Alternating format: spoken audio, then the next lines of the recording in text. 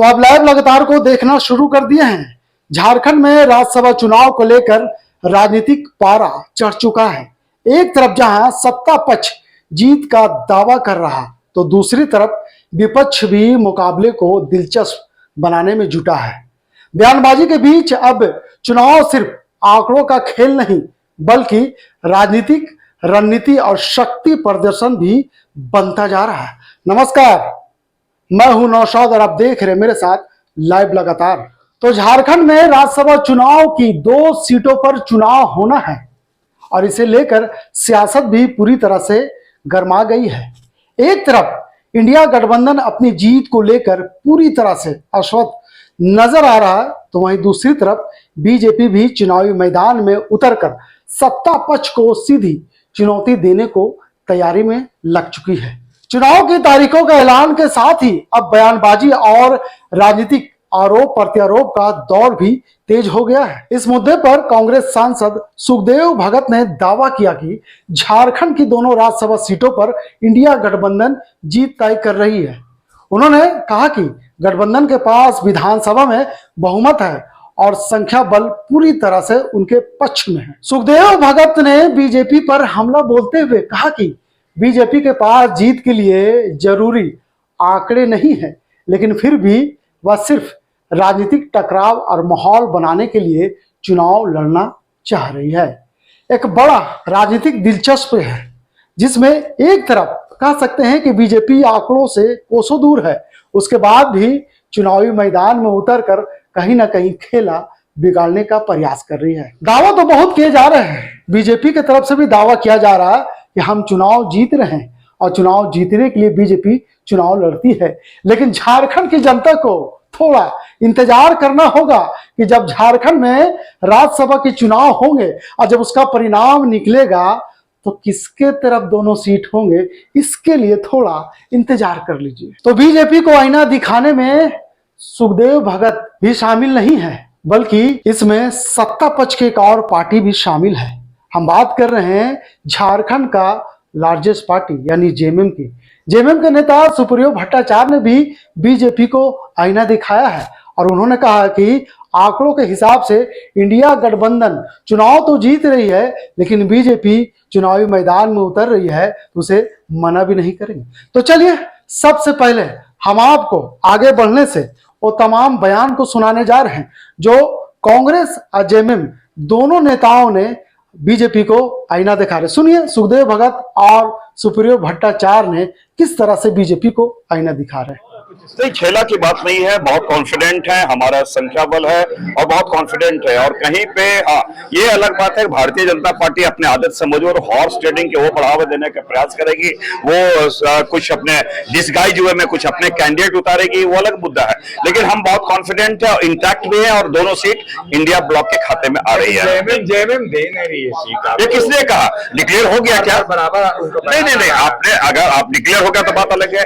ये हमने क्या क्या इंडिया ब्लॉक की हमने बात की है, हम किसी दल की बात नहीं की। इंडिया ब्लॉक पास दोनों सीटें राज्यसभा की आ रही है और हम इसके लिए एकदम आत्मविश्वास से परिपूर्ण है। लबरेज कांग्रेस क्योंकि पिछली बार ये तो सरेंडर कर दिया। नहीं, सरेंडर की बात नहीं है, एक आपसी समन्वय की बात होती है और ये हमारे आला कमान निर्णय करेंगे। इसके लिए सुखदेव भगत सक्षम नहीं है, अधिकृत भी नहीं है कि कौन लड़ेंगे। कई विधायक तो अक्सर नाराज देखे जाते हैं, कभी दिल्ली जाते हैं तो कभी अरे यहाँ तो पति पत्नी लोग नाराज हो जाते हैं तो बहुत स्वाभाविक है। लोकतंत्र की यही तो खूबसूरती है, विचारों के असहमति हुए तो बहुत स्वाभाविक है।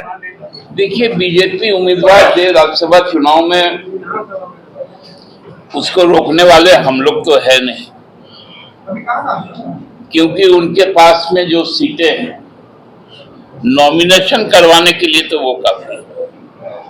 नॉमिनेशन में जो नियम है कि 10% ऑफ द हाउस होता है, तो मतलब 9 तो उनके पास है अपने। अब ये नॉमिनेशन करवा ले, लेकिन जीतेंगे कहां से? क्योंकि हमारे पास में जो आंकड़े हैं वो जरूरी जो मत है प्रथम वरीयता का 28 का, वो हम लोगों के पास में 56 मत है आज सरकार के साथ में। तो खड़ा करने में कोई मनाही नहीं है। डेमोक्रेटिक सिस्टम में और इलेक्टोरल प्रोसेस में सबको चुनाव लड़ने का बराबर का हक। भला झारखंड में राज्यसभा चुनाव हो और राजनीतिक पार्टियां बीजेपी जैसे पार्टी को आईना दिखाए तो बीजेपी कहां चुप रहने वाली है। बीजेपी ने भी पलटवार किया और बीजेपी के नेता अमर कुमार बौरी ने नसीहत दे डाली और कहा कि बीजेपी चुनाव लड़ेगी और चुनाव जीतेगी भी। बीजेपी नेता अमर कुमार बौरी ने कांग्रेस और इंडिया गठबंधन के दावों को खारिज करते हुए कहा कि राज्यसभा चुनाव में कई बार राजनीतिक परिस्थितियां अंतिम समय में बदलती है और बीजेपी पूरी मजबूती के साथ चुनाव लड़ेगी। अमर कुमार बौरी ने यही चुप नहीं रहे, सत्ता पक्ष के भीतर ही कई नाराजगी की बात उन्होंने कह दी। उन्होंने कहा कि सत्ता पक्ष के भीतर ऐसे नाराजगी है जो चुनाव के दौरान सामने आ सकता है। यानी अमर कुमार बौरी किस ओर इशारा कर रहे हैं, झारखंड की जनता समझना चाहती है क्या वाकई सत्ता पक्ष के अंदर खेमे में क्या कुछ नाराजगी है। क्योंकि बिहार में जब राज्यसभा का वोटिंग वहां चल रही थी तो आपने देखा था कि कांग्रेस कोटे से 2 चुनाव में भाग नहीं लिए थे। उसके बाद परिणाम क्या हुआ, आरजेडी के उम्मीदवार चुनाव हार गए और वहां जदयू और बीजेपी के लोग चुनाव जीत गए। तो कहीं वही खेल झारखंड में तो नहीं होगा। यानी अमर कुमार बौरी क्या वही इशारा कर रहे हैं। समझना होगा कि क्या अमर कुमार बौरी का किस ओर इशारा है। अमर कुमार बौरी यही नहीं चुप रहे हैं, उन्होंने सत्ता पक्ष के भीतर कई तरह की नाराजगी और अंतर विरोध होने का दावा भी किया है। उन्होंने दावा किया कि चुनाव के दौरान कई चौंकाने वाले राजनीतिक घटनाक्रम देखने को मिल सकते हैं। तो चलिए अब समय आ गया है कि पहले आपको अमर कुमार बौरी का उस बयान को सुनाते हैं जिसका राजनीतिक मायने कई निकाले जा सकते हैं। झारखंड में 2 रिक्त हो रहे हैं राज्यसभा की सीटों का आज अधिसूचना जारी हुआ है चुनाव के लिए। 18 जून चुनाव आयोग ने तिथि निर्धारित की है। निश्चित रूप से इस चुनाव में एक राजनीतिक दल के रूप में भारतीय जनता पार्टी भी अपना प्रत्याशी उतारेगी और निश्चित रूप से विजय भी प्राप्त करेगी।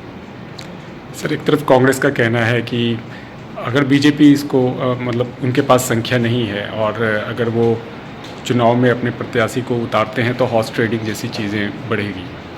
चुनाव में खड़ा होना, चुनाव में जो हमारे मतदाता हैं उन मतदाताओं को 81 जो मतदाता हैं जो माननीय विधायक हैं उनको वोट देने का अपना विवेक, अपना विचार के साथ वोट देने का अधिकार है। भारतीय जनता पार्टी अपने विचारों के साथ मोदी जी के 2047 के विकसित भारत के संकल्प के साथ और देश में एक अच्छा सुशासन देने के लिए राज्यसभा में मजबूती के साथ बहुमत प्राप्त करने के लिए भारतीय जनता पार्टी मैदान में उतरेगी और मुझे लगता है कि निश्चित रूप से जो संख्या बल की जरूरत होगी भारतीय जनता पार्टी के प्रत्याशी उस संख्या बल को प्राप्त करके विजय प्राप्त करें। तो आपने अमर कुमार बौरी, सुखदेव भगत और सुप्रियो भट्टाचार्य का बयान को सुना।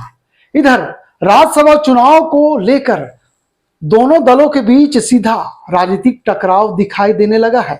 कांग्रेस जहां संख्या बल के आधार पर खुद को मजबूत बता रही है तो वहीं बीजेपी सत्ता पक्ष के भीतर असंतोष और क्रॉस वोटिंग की संभावनाओं पर अपनी राजनीति तैयार कर रही है। अब ऐसे में आने वाले दिनों में झारखंड की राजनीति और ज्यादा गर्म होने का आसार दिखाई देने लगा है। जैसे जैसे झारखंड के राज्यसभा चुनाव की तस्वीरें समय नजदीक आएगी वैसे वैसे झारखंड के चुनावी सरगर्मी देखने को मिल सकता है। ऐसे फिलहाल कह सकते हैं कि मौसम में अभी ज्यादा तापमान है। लोग जब दिन में निकलते हैं तो सर पे गमछा या फिर हाथों में छतरियां लेकर निकलते हैं, लेकिन झारखंड की राजनीति में अलग मौसम रहा है। चाहे मौसम सर्द का हो या फिर गर्मी का, झारखंड की राजनीति हमेशा गर्म रही है। यही वजह है कि राज्यसभा चुनाव से पहले एक बार तमाम दलों में अलग अलग बयानबाजी शुरू हो गया है। फिलहाल इस खबर के यहीं तक। लाइव लगातार को देखते रहें और इस खबर में अगर कुछ कमी रह गई है तो आप हमें मैसेज करें, बताएं। खबर अगर अच्छी लगी तो इसे दूसरे तक पहुंचाएं। धन्यवाद। लाइव लगातार के वीडियो को लाइक करें, सब्सक्राइब करें और बेल आइकन को दबाना न भूलें।